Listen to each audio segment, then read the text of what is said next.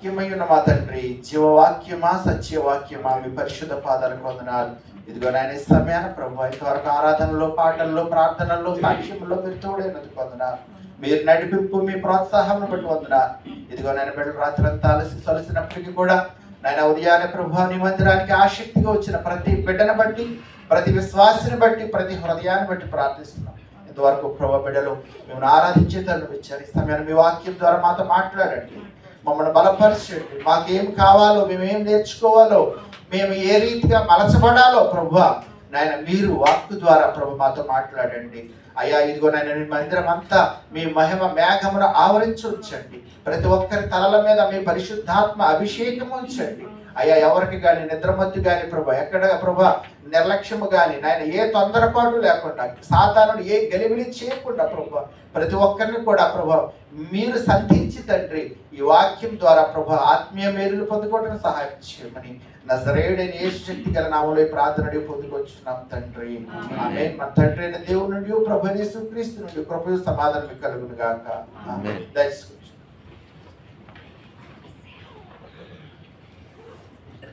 దేవుని నామ స్తోత్రం కలుగు గాక. క్రీస్తునందు ప్రియ పరిశుద్ధ దేవుని సంగమా, సహవాసమా, దేవుని మహాఉచితమైన కృపను బట్టి మనము ఈ సంవత్సరానికి చివరి నెలలోనికి మనము అడుగుపెట్టి అప్పుడు ఇది 3వ వారం, 15వ తారీఖు డిసెంబర్ నెలలో సగం రోజులు అయిపోయినాయి.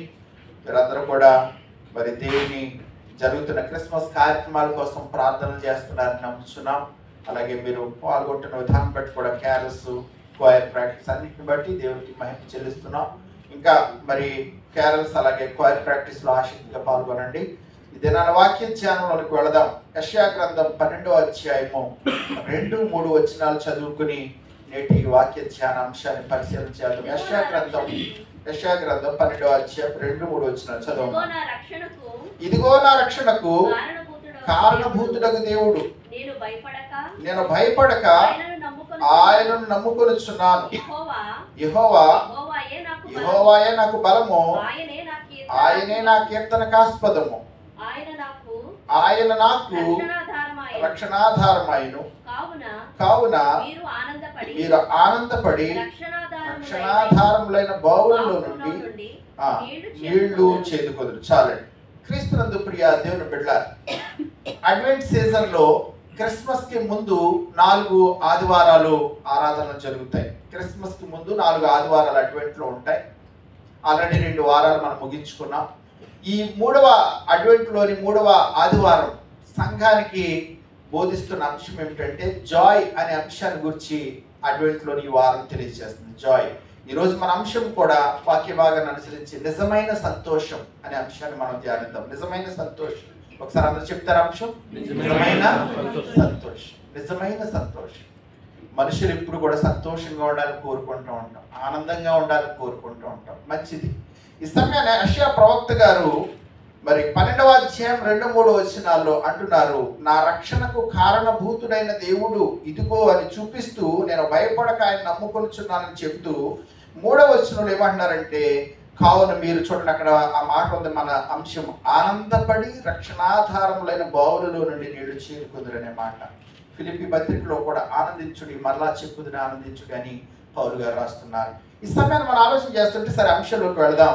కావున మీరు ఆనందపడి రక్షణాధారమైన బావుల్లో నుండి నీళ్లు చేదుకొందురు అంటున్నారు.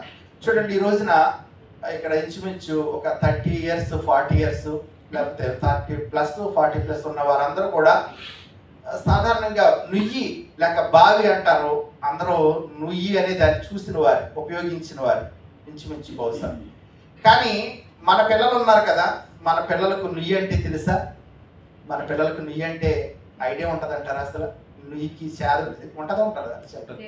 మన పిల్లలు, చిన్నపిల్లలు, మన మనవాళ్ళు కానీ వాళ్ళకి నుయ్యి అనేది, నుయ్యి అంటే ఏంటి డాడీ, నుయ్యి ఎలా ఉంటుంది ఎప్పుడు మేము చూడలేదు అంటూ ఉంటారు.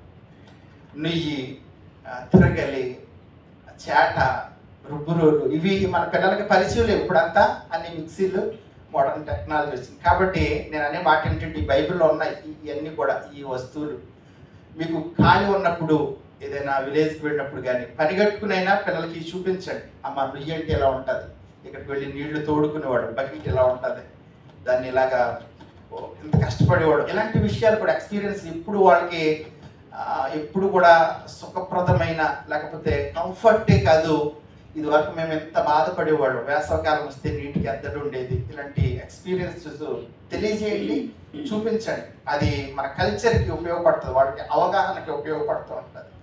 సరే, సమయం మనం ఆలోచన చేస్తుంటే మీరు ఆనందపడి రక్షణాధారమైన బావుల్లో నుండి నీళ్లు చేదుకొందురు. పరిశుద్ధ గ్రంథంలో మనం జాగ్రత్తగా పాత నిబంధన నుంచి మనం చదువుతున్న వారికి, లేకపోతే వాక్యము అనేకమైన సంవత్సరాల నుంచి చర్చ్ విశ్వాసులుగా ఉంటున్న మీకు కొన్ని అంశాలను జ్ఞాపకం చేస్తున్నా. పాత నిబంధన కాలం నుంచి కూడా గొప్ప గొప్ప వ్యక్తుల జీవితాలు ఈ బావుల దగ్గరే మలుపు తిరిగాయి, నుయ్యుల దగ్గరే మలుపు తిరిగాయి. మీ అందరికీ వివాహమైన వాళ్ళందరికీ కూడా ప్రధానం జరుగుతుంది అమ్మాయి ఇంటి వద్ద. అప్పుడు సాధారణంగా మన క్రైస్తవ ఏ డినామినేషన్ అయినా ఏ వాక్యం చదువుతారు? ఇస్సాకు రెబ్కాని కోసం ఎలియాజర్ని పంపించారు కదా, ఆ ఎలియాజరు ఎక్కడ ఒంట్లు మోకరం చేశారు? బావి వద్ద.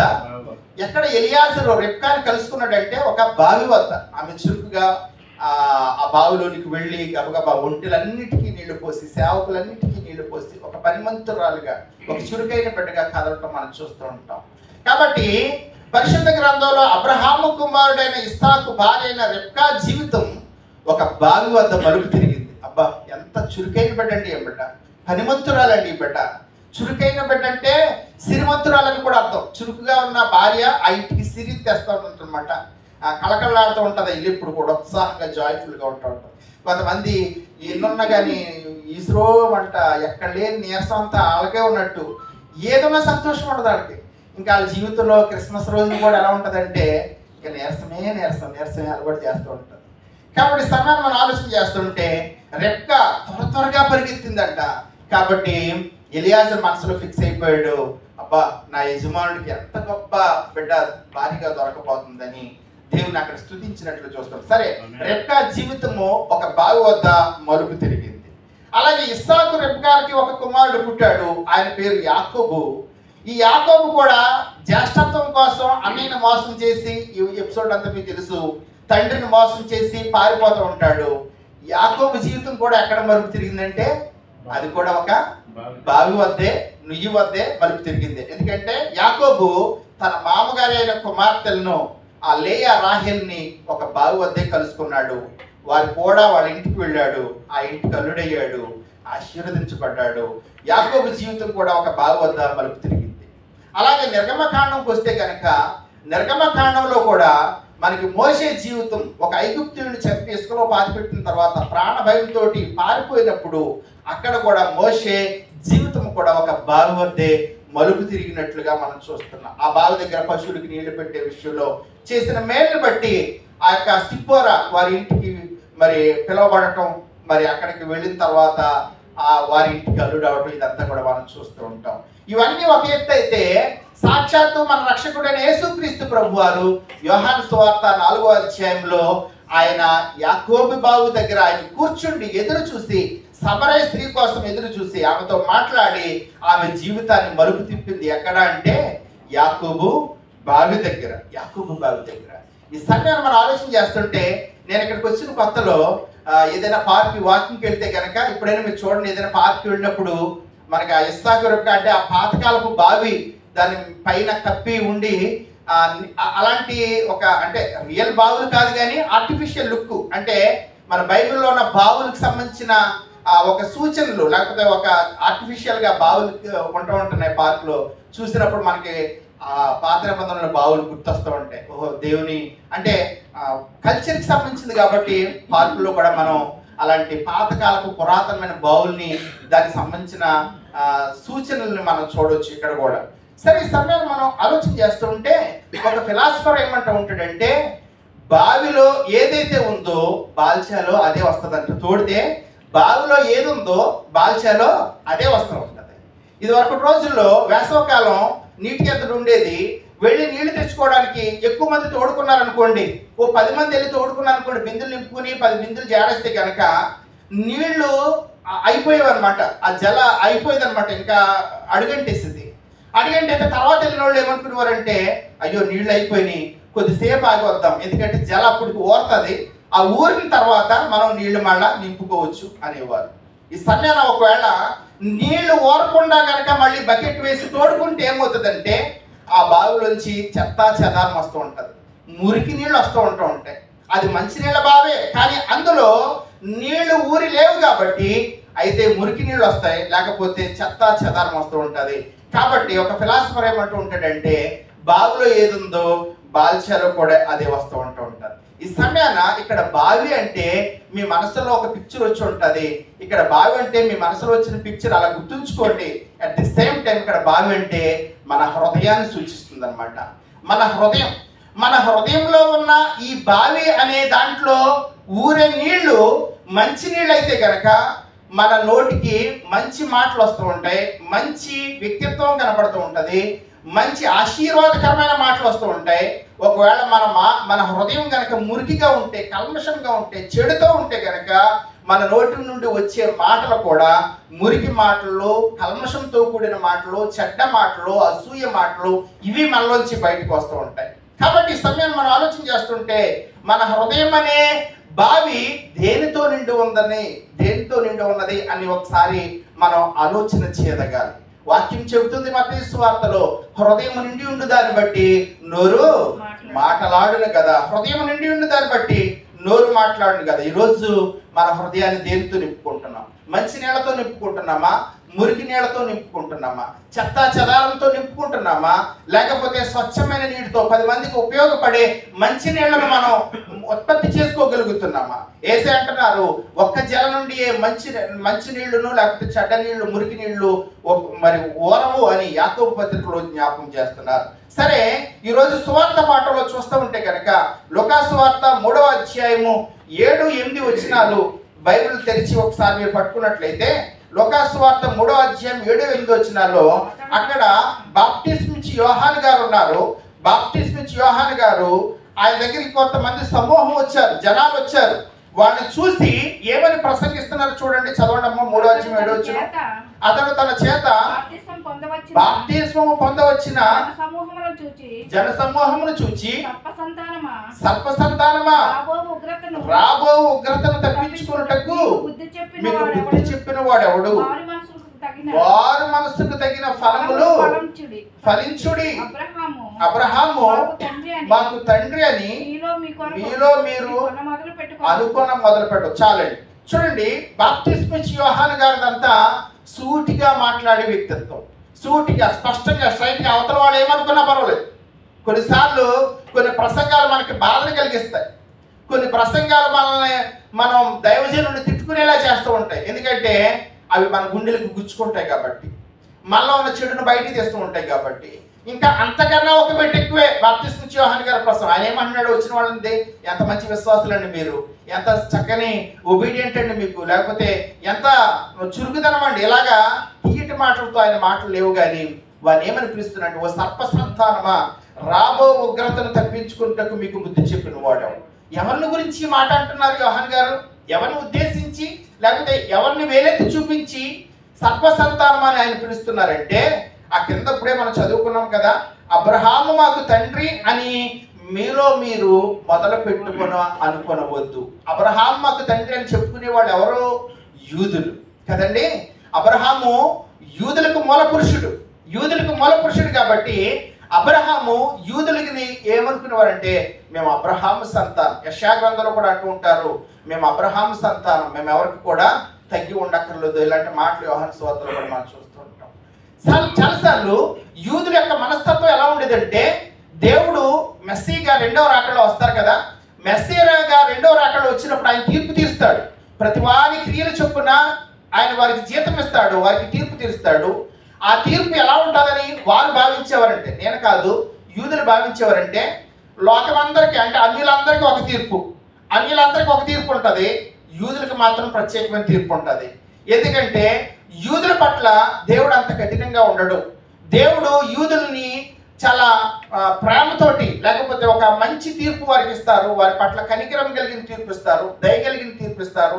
ఎందుకంటే యూదులు అబ్రహాము సంతానం కదా, అబ్రహాములోంచి వచ్చిన వారు కదా, యోధా వంశంలోంచి వచ్చిన వారు కదా అని అభిప్రాయపడేవారంట. దాన్ని తప్పు అని చూపిస్తున్నారు యోహాను గారు. ఆ అభిప్రాయం, అబ్రహాము తండ్రి అయినా సరే, ఎవరైనా సరే యేసుక్రీస్తు ప్రభువు ఆ న్యాయపీఠం మీద కూర్చున్న తర్వాత, తీర్పు సింహాసనం మీద కూర్చున్న తర్వాత, యూదుడవైనా, గ్రీసు దేశస్థుడైనా, అన్యుడవైనా, మరెవరువైనా అందరికీ ఒకటే తీర్పు, అందరికీ ఒకటే తీర్పు. కాబట్టి ఏమంటున్నారు చూడండి, సర్ప సంతానమా, రాబో ఉగ్రతను తప్పించుకుంటకు మీకు బుద్ధి చెప్పిన వాడు ఎవడు? మారు మనసుకు తగిన ఫలములు ఫలించుడి, మారు మనసుకు తగిన ఫలములు ఫలించుడి. క్రీస్తునందు ప్రియ దేవుని బిడ్డలారా, ఈ సమయాన్ని మనం ఆలోచన చేస్తుంటే సర్ప సంతానమా అని పిలుస్తున్నాడు. సర్పం, పామును చూసే ఉంటారు మీరు అందరూ. కొంతమంది ఒక రియల్గా చూడకపోతే కనీసం వీడియోలన్నా చూసి ఉంటారు. పాము ఎలా పాకుతుందండి? అది ఏ పాము అయినా పర్లేదు, వానపాము కానించి కొండశిల వరకు, అనకొండ వరకు ఏ పాము అయినా ఎలా పాకుతుందండి? పొట్టతో పాకుతుంది ఒకటి. పొట్టతో కూడా ఎలా పాకుతుంది? వంకర టింకర్గా అది మూవ్ అయితేనే ముందుకు వెళ్తుంది, అంతే కదా. ఏ పాము కూడా స్ట్రైట్గా ట్రైన్ వెళ్ళినట్టు వెళ్తుందా? ఏ పాము కూడా తిన్నగా ఏమి మన రోడ్లకర్ లాగా, ట్రైన్ లాగా స్ట్రైట్గా వెళ్ళదు. అది మెలికలు తిరగాలి, వంకరలు తిరగాలన్నమాట. ఈ సమయాన్ని సర్ప సంతానమా అని ఆనాటి యూదులను పిలవడంలో ఉద్దేశం ఏమిటంటే, యోహాను గారి ఉద్దేశం, ఓ వంకర జీవితంలో ఉన్న వాళ్ళారా, ఓ వంకర మాటల్లో ఉన్నవారులారా, ఓ వంకర ప్రవర్తనలో ఉన్నవారులారా అని ఆయన సూచన ప్రాయంగా సర్ప సంతానమా అని పిలుస్తున్నారు. కాబట్టి ఏ వంకరతనం మనలో ఉందో ఈ దినాన్ని యోహాను గారి ద్వారా, వాక్యం ద్వారా దేవుడు గద్దిస్తున్నాడు. ఆ వంకరతనం నుంచి ఏం పొందాలంటేనంట, మారు మనస్సుకు తగిన ఫలాలు ఫలించాలి. మారు మనస్సు. ఒకవేళ మనం అనుకోవచ్చు మేము విశ్వాసులు అయ్యి 20 years అయిపోయిందండి, మేము దేవుని తెలుసుకుని బాప్తిసం పొంది 10 సంవత్సరాలు అయిందండి, మేము చిన్నప్పుడే బాప్తిసం పొందామండి, మేము చిన్నప్పుడే మాకు బాప్తిసం ఇప్పించారండి, మాకు 30 సంవత్సరాల అనుభవం ఉందండి. క్రీస్తునందు ప్రీతిని పెట్టారా? ఒకవేళ మనం బాప్తిసం పొంది ఉండొచ్చు, దేవుని ఎరిగి 30 సంవత్సరాలు 20 సంవత్సరాలు అయిపోయి ఉండొచ్చు, చాలా సీనియర్ విశ్వాసమే ఉండొచ్చు. కానీ ఈరోజు ప్రభువు ఒక ప్రశ్న ప్రశ్నిస్తున్నాడు, మన మనస్సు మారిందా?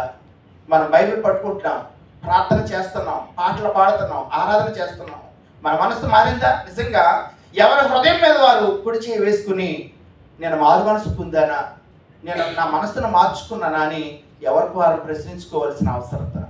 ఎందుకంటే ఈరోజు సంఘం బయట వారికి ప్రసంగం కంటే సంఘం లోపల వారికి ప్రసంగించవలసిన అవసరత ఎక్కువైపోయిన పరిస్థితి. సంఘంలో ఉంటేనే మారు మనసు అనేది కనుక మనం ఉంటే కనుక మనలో ఈ యొక్క ద్వేషాలు, ఈ కలహాలు, లేకపోతే హృదయాల్లో ముళ్ళ తుప్పలు మొలిచి మనలో ఒకరికొకరికి వివాదాలు, లేకపోతే అభిప్రాయ భేదాలు, మనస్పర్ధలు పెరిగిపోవండి. మారు మనసు అనుభవం ఉంటే కనుక మనము అందరిలో కూడా ప్రేమ కలిగిన మాటలు వస్తాయి, లేకపోతే లోబడే తత్వం వస్తూ ఉంటుంది, లేకపోతే ఒకరి పట్ల సర్దుకునే వ్యక్తిత్వం వస్తూ ఉంటుంది. అందరిది ఒకే మాట అవుతుంది. ఇంకా చెప్పాలంటే మన మనసులన్నీ మార్పు చెందినప్పుడు అందరూ కూడా ఒక త్రాటి మీదకి వస్తాం, ఒక మాట మీదకి వస్తాం, యేసు మాట మీదకి వస్తూ ఉంటాం. సంఘానికి ఏది ప్రయోజనమో, సంఘానికి ఏది మేలో ఆ మాట మీదకి వస్తాం తప్ప నాకేంటి మేలు, నాకు గుర్తింపు లేదు కదా, నాకు గౌరవం లేదు కదని ఎవరికి వారు సొంత వ్యక్తిత్వాలతోటి, సొంత ఇగోలతోటి, మనస్పర్ధలతోటి మనం మన హృదయాల్లో మొండ్ల తుప్పలు, గచ్చపొదలు పెంచుకో. కాబట్టి దినాన దేవుని మందిరంలో ఉన్న మనల్ని ప్రభు ప్రశ్నిస్తున్నారు, మారు మనసుకు తగిన ఫలాలు ఫలించండి. ఆ యూదులు అనుకుంటున్నారు మేము పుట్టుకతోనే యూదులు, మేము అబ్రహాం సంతానం. కానీ యోహాను అంటున్నాడు, మీరు అబ్రహాం సంతానమైన మాత్రం పరలోక రాజ్యం చేయాలి. మారు మనసే మార్గం. అందుకే మనం పాడుతూ ఉంటాం, రాత్రి కూడా పాడినట్టున్నారు, మారు మనసు మనిషికి మార్గం అది అని ఆ చరణంలో పాడుతూ ఉంటారు. ఇదేనా మనసు మారితే కనుక మన హృదయంలో వ్యక్తి మనం మనసు మారిందని ఎలా తెలుస్తుంది? ఏంటి రుజువు? ఏంటి దానికి? ఏదో కనబడాలి కదా రుజువు. ఇప్పుడు పిల్లడు 10th క్లాస్ పాస్ అయితే కనుక వాడికి సర్టిఫికేట్ వస్తూ ఉంటుంది, వాడికి సర్టిఫికేట్ వస్తుంది స్కూల్ నుంచి, వీడు ఈ యొక్క మార్కులతోటి వీడు పాస్ అయ్యాడు, వీడు ఫెయిల్ అయ్యాడు, ఈ రేంజ్లో పాస్ అయ్యాడు. ప్రతిదానికి కూడా మనం డ్యూటీ చేసిన, ఉద్యోగం చేసిన ప్రతిదానికి ఒక గుర్తింపు అనేది వస్తుంటుంది. మత్తయి సువార్త 7వ అధ్యాయము 17 నుంచి 19 వచనాలు చూడండి. మత్తయి సువార్త 7వ అధ్యాయము 17 నుంచి 19 వచనాలు.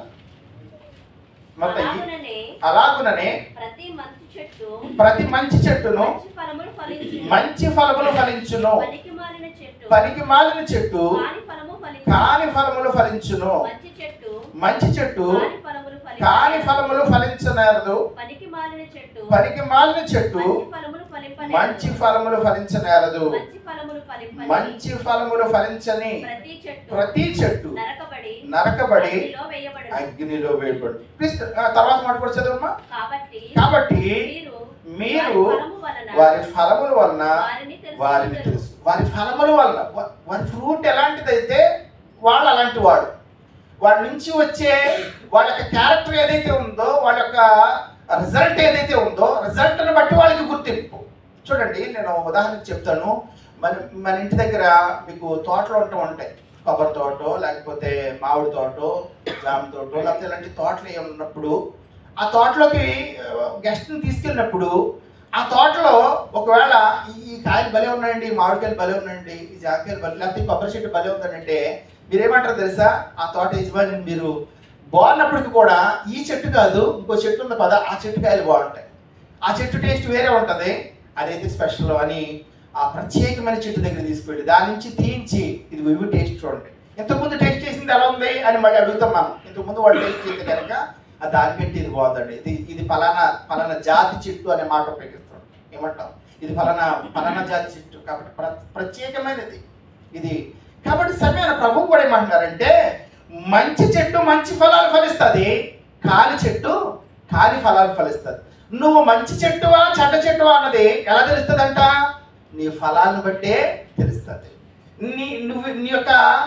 నీ హృదయం నుండి వచ్చే మాటలు బట్టి, నీ క్రియలను బట్టి, నీ యొక్క వ్యక్తిత్వాన్ని బట్టి, నువ్వు చేసే పనులను బట్టి నువ్వేంటో నువ్వెవరో అనే దానికి గుర్తింపు వస్తూ ఉంటుంది. క్రీస్తునందు ప్రియ దేవుని బిడ్డలారా, ఈ సమయాన దేవుని బిడ్డలుగా ఉంటున్న మనము ఈ రోజున మారు మనసుకు తగిన ఫలాలు ఫలిస్తున్నామా? అక్కడ ఉపయోగించిన మాట మత్తయి సువార్త 7వ అధ్యాయంలోను, మన పాట లూకా సువార్త 3వ అధ్యాయంలో కూడా 2 చోట్ల ఉపయోగించిన మాట. అక్కడేమో యేసు ప్రభు ఉపయోగించారు, ఇక్కడేమో యోహాను గారు ఉపయోగించారు. ఇదిగో మంచి ఫలాలు ఫలించకపోతే కనుక గొడ్డలు ఎక్కడుందంట? గొడ్డల చెట్టు వేరున, చెట్టు మొదలన సిద్ధపరచు. గొడ్డలు అనేది తీర్పును సూచిస్తుంది అన్నమాట. గొడ్డలు దేన్ని సూచిస్తుందంట? తీర్పును సూచిస్తుంది. అంటే నువ్వు గనక ఫలించకపోతే, అది కూడా మంచి ఫలం ఫలించకపోతే నీకు తీర్పు ఉంది, నరకబడి అగ్నిలో వేయబడటం అనేది సత్యం. కాబట్టి జాగ్రత్త కలిగి ఉండు, మెలకువ కలిగి ఉండు అని హెచ్చరిక చేస్తున్నారు. క్రీస్తునందు ప్రియ దేవుని బిడ్డ, ఇక్కడ ఇంకొక విషయం జ్ఞాపకం చేయడానికి నేను ఇష్టపడుతున్నా. మనందరం కూడా క్రిస్మస్ నెలలో ఉన్నాం. ఎటు చూసినా క్రిస్మస్లే. ఏమంటే వీధికో క్రిస్మస్, ఇంటి పేరుకో క్రిస్మస్. ఇదివరకు సంఘాల పక్షంగా జరిగాయి, ఇప్పుడు ఈ ఇంటి పేరుని బట్టి కూడా క్రిస్మస్లు జరుగుతున్నాయి. Grand Christmas, mega Christmas, youth Christmas, ఆ క్రిస్మస్, ఈ క్రిస్మస్, ఇంటి క్రిస్మస్. ఓకే, మంచిది. ఈ సమయాన మనం క్రిస్మస్ పండుగ ఎందుకింత ఘనంగా చేసుకుంటున్నాం? మనం క్రిస్మస్ పండుగని ఎందుకింత ఘనంగా చేసుకుంటాం? యావత్ ప్రపంచం కూడా ఎందుకింత ఘనంగా చేసుకుంటుంది? కారణం ఏంటి? ఇందులో లోకరక్షకుడైన యేసు ప్రభు ఎక్కడ పుట్టాడమ్మా? యేసు ప్రభు వారు ఎక్కడ పుట్టాడు? భూమి మీద పుట్టాడు కాబట్టి. అదే బెత్లెహేమైనా ఎక్కడైనా ఎక్కడ పరలోకంలో ఉన్న దేవుడు భూలోకంలో పుట్టాడు కాబట్టి ఆయన పుట్టుకుని బట్టి పండుగ చేసుకుంటున్నాం. సంబరాలు, సంతోషం, నాట్యం, బోల్డ్ అంత అట్టహాసం చేస్తున్నాం. ఓకే, ఒక భక్తుడు అంటూ ఉంటాడు, మరి పరలోకంలో ఎప్పుడు క్రిస్మస్ జరుగుద్ది?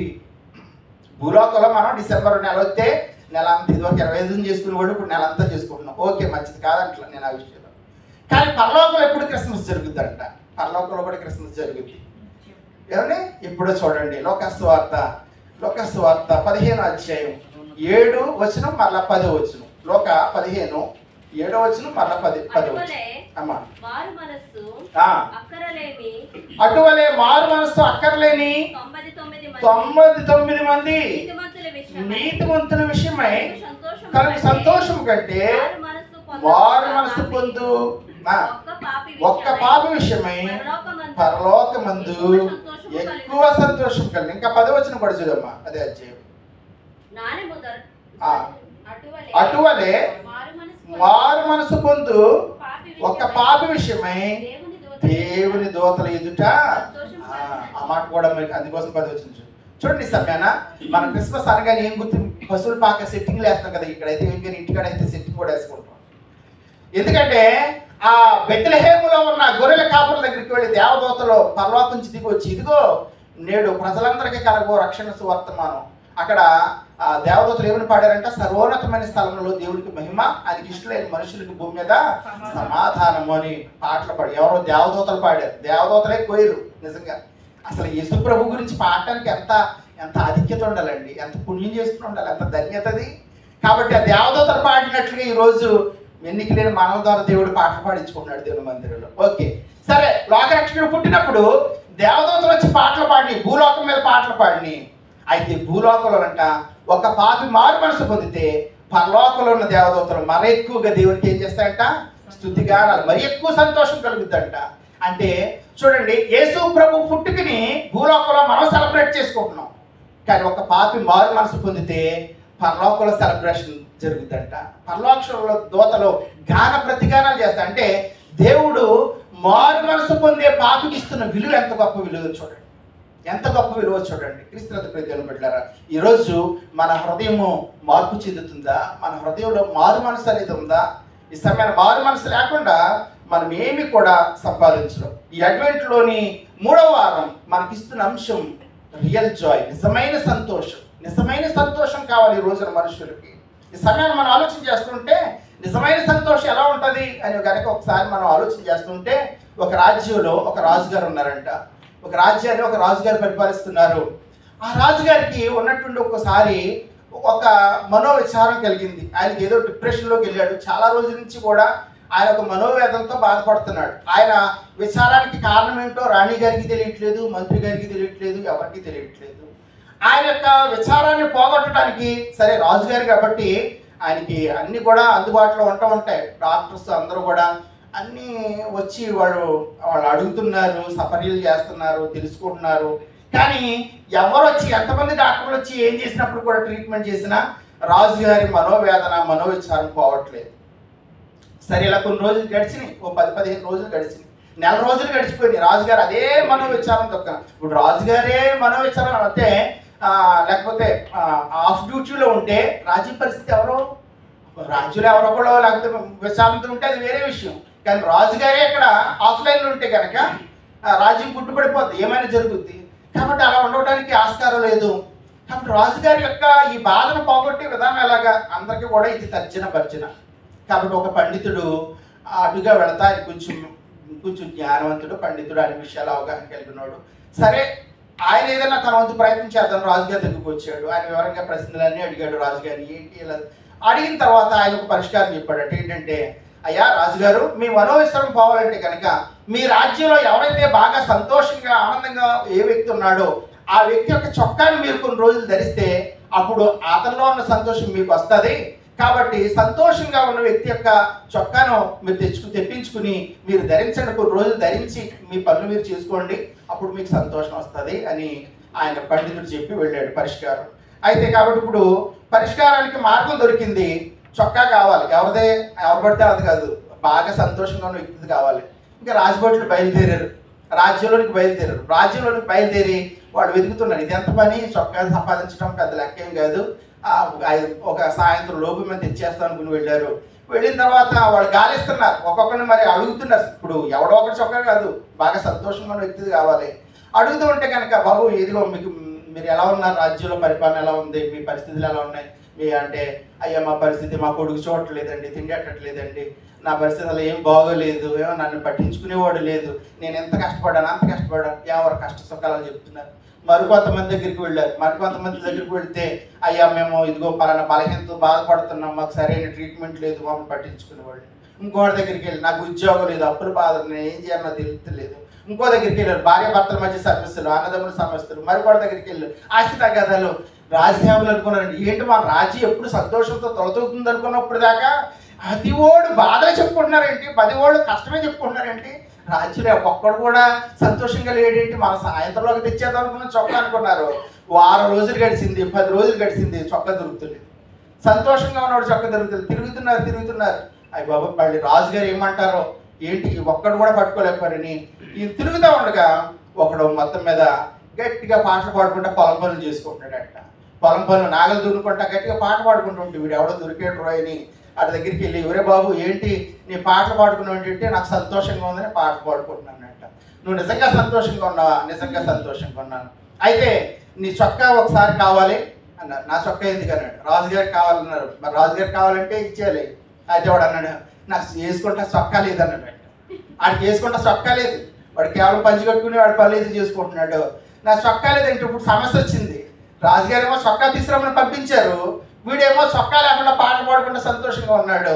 కాసేపు ఆలోచించి వాళ్ళు ఏం చేశారంటే, ఒరే బాబు అసలు నీకు ఒక్క చొక్కా కూడా లేదంటే నాకు ఒక్క చొక్కా కూడా లేదు, అలాగైతే నువ్వే రాజుగారికి తీసుకెళ్తావని వీడు మొత్తం మీద పట్టుకుని ఆ పాటలు పాడుకునేవాడు రాజుగారి దగ్గర తీసుకెళ్ళారు. రాజుగారి దగ్గర తీసుకెళ్ళి ముందు పెడితే కనుక ఇప్పుడు రాజుగారి విషయం అంతా చెప్పారు. అయ్యా మేము రాజ్యం అంతా గాలించాం, ఎక్కడ కూడా మాకు దొరకలేదు, కానీ వీడు శుభ్రంగా పాటలు పాడుకుంటా గంతులేస్తున్నాడు, వీడు ఏంటి సంగతి చూడండి అన్నారు. ఇప్పుడు రాజుగారు అడుగుతున్నారు, ఒరే బాబు నీకు ఎంత పొలం ఉంది, నీకు ఏంటి నీ పరిస్థితి ఏంటంటే, అయ్యా నాకు ఒక ఎకరం కూడా పొలం లేదు అన్నాడు. మరి నీకు ఎకరం పొలం లేనివాడు మరి పాటలు ఏంటంటే, నేను కూలి పని చేసుకునేవాడు అండి, ఏ రోజు కూలి పని చేసుకుని ఆ రోజునే బతుకుతాను. మరి ఏ రోజు కూలి వస్తే తప్ప నీకు పూట గడవనప్పుడు నువ్వు పాటలు ఏంటి, నువ్వు ఆనందం ఏంటి, సంతోషం ఏంటంటే, నా దేవుడు నాతో ఉన్నాడు, నా దేవుడు ఆరోగ్యం ఇస్తున్నాడు, నా దేవుడు నాకు బలం ఇచ్చాడు, నా దేవుడు మంచి కుటుంబాన్ని ఇచ్చాడు, కష్టపడడానికి నాకు రెక్కలకి ఆరోగ్యం క్షేమం ఇచ్చాడు, ఏ రోజు నాకు లోటు ఉండలేదు. కాబట్టి నా దేవుడు ఇచ్చిన ఆరోగ్యాన్ని బట్టి, నా దేవుడు ఇచ్చిన ఆయుష్కాలాన్ని బట్టి, నాకు ఇచ్చిన అవయవాలను బట్టి నేను ప్రతిరోజు ఇదే పని, ఇప్పుడే కాదు దేవుని స్తుతిస్తూ ఉంటాను, దేవుని ఆనందంగా దేవుని మహింపరుస్తూ ఉంటానని అతను చెప్పినప్పుడు రాజుగారు అనుకున్నాడంటే, ఇంత రాజ్యం ఉండి, ఇంత బంగారము, ఇంత రాజభవనాలు, ఇంత మేడలు మిద్దెలు, ఎంత వైభవం, ఇంత సేవకులుండి నాకు లేని తృప్తి, నాకు లేని ఆనందం నీకున్నది కారణం ఏంటి ప్రభు అంటే, నా రక్షకుడైన యేసు ప్రభు నా హృదయంలో ఉన్నాడు, నా హృదయంలో ఉన్నాడు కాబట్టి ఆయన ఉన్న ఆనందం ముందు నాకు ఏమైనా బాధలు ఉన్నప్పటికీ కూడా ఆయన నాకు లెక్కే లేవు, అసలు పట్టించుకోను, అవన్నీ నా దేవుడే చూసుకుంటాడని ఆ పేద వ్యక్తి దేవుని మహింపరిచాడు. క్రీస్తునందు ప్రియ దేవుని బిడ్డ, ఈ సమయంలో నేను చెప్పే విషయం ఏమిటంటే, లోకస్తుడి ఆనందానికి క్రైస్తవుడి ఆనందానికి వ్యత్యాసం ఏమిటంటే, లోకస్తుడి ఆనందం ఏదైనా కలిసి వస్తే ఎగిరి గొంతులేస్తాడు, ఏదైనా అతనికి లాభం వస్తే కనుక సంతోషంగా సెలబ్రేషన్ చేసుకుంటూ ఉంటాడు.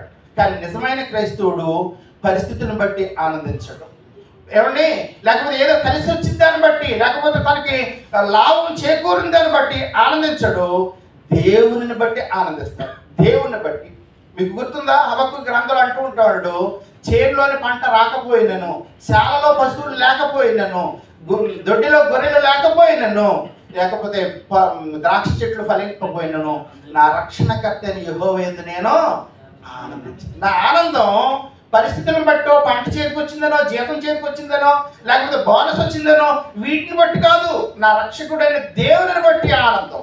క్రీస్తునందు ప్రియ దేవుని బిడ్డలారా, ఈరోజు యెషయా గ్రంథం 12వ అధ్యాయము 3వ వచనంలో దేవుడు అంటున్నాడు, యెషయా ప్రవక్త అంటున్నాడు, ఇదిగో నా రక్షణకు కారణభూతుడైన దేవుడు, ఈ కారణభూతుడైన దేవుడు అనబడిన ఈయనే రక్షణాధారమైన బావి. ఈయనే యోహాను సువార్త 4వ అధ్యాయంలో అక్కడ ఆ సమరయ స్త్రీతో మాట్లాడిన తర్వాత ఆమె కొండ పట్టుకుని వచ్చింది, ఖాళీ కొండ పట్టుకుని వచ్చిన తర్వాత యేసే మాట్లాడాడు, అమ్మా నీవిచ్చే నీళ్లు త్రాగితే నేను గంటకే తప్పుకుంటాను, కానీ నేనిచ్చే నీళ్లు త్రాగితే నువ్వు మరలా తప్పికొనవు. నిత్య జీవముకే ఊరడి నీటి బొగ్గ, ఆ ఊరడి జీవజలం, ఆ ఊరడి నీటి బొగ్గ ప్రభుని యేసుక్రీస్తే. ఇప్పుడు యేసు ప్రభు అనబడిన జీవజలం ఆ స్త్రీ యొక్క పాపము దాహాన్ని తీర్చేస్తుంది కాబట్టి కొండ సంగతి పక్కన పెట్టి ఊరిలోనికి పరిగెట్టింది. నాకు దొరికిన ఈ మెస్సియా లోకరక్షకుడు కాదా, ఈయన కాదా లోకరక్షకుడు, ఈయన కాదా మెస్సియా?